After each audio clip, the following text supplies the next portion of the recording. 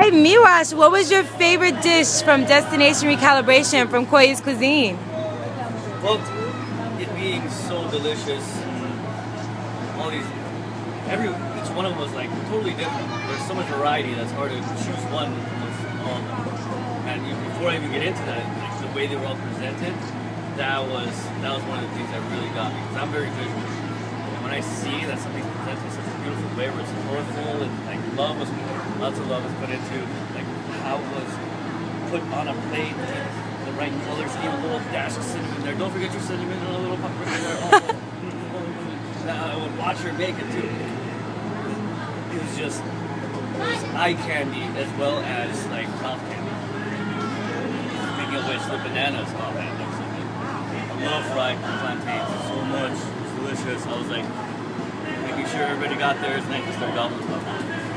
But out of the dishes, I would have to say the cucumber dog. Yeah. Q-dog! Q-dog! That was so delicious. It was a perfect balance where there was cucumber was refreshing and the stuff inside, like the nutty mixture, was satiating.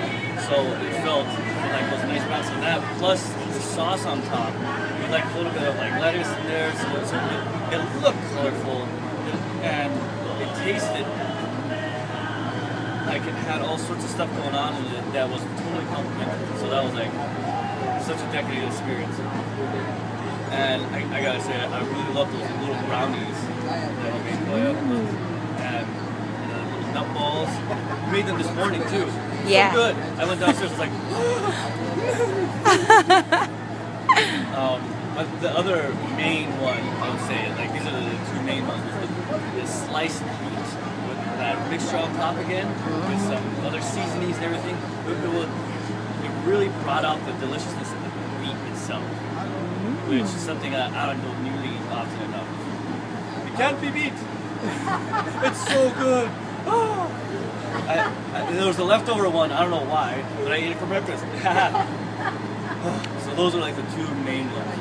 And you know, just out of the whole experience, I gotta say that just watching Koya make these things and then explaining it like during the lunch, dinner sessions, it was just beautiful to see how easy it is, and not to mention that the whole time, my hunger just decreased more and more, but my energy level, if anything, went up because I was doing so many things. I was doing body surfing, acro yoga, stand-up acro, hiking, and the whole time we're swimming and playing and joking around, doing all this cool stuff.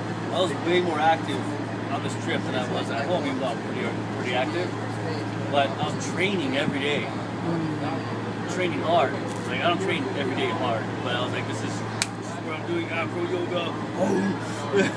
So I actually felt less hungry, but with more energy, which is like a total complementary kind of thing that you want as an athlete, because you don't want to be full all the time. You don't want to have to be chasing your next meal, even though that sounds kind of cool. Like predator status. Where's my food? But again, you don't have to be a predator to be proficient. And I think that was one of the main things that kind of surprised me. I've been kind of going back into vegetarian mode again, but I keep wanting to gain mass. It's all about gaining mass, get bigger, get shredded, get ripped, get huge. And everybody's always talking about protein. It's like, yeah, a little bit of education. You get a lot of protein from vegetables and grains as well. So I really feel like I took a lot out of this that I can incorporate into my daily life, not just just 1 week. It's kind of shifted gears for me, so I can be even more efficient with my appetite. Really, that's a big deal for me. I don't like being hungry. I get hangry. You don't want to see me when I'm hangry. But yes, thank you, Koya. It was so delicious and lovely, and watching you make it was another awesome experience. It's like watching TV, but right in front of you. Thank you so much. Pura vida!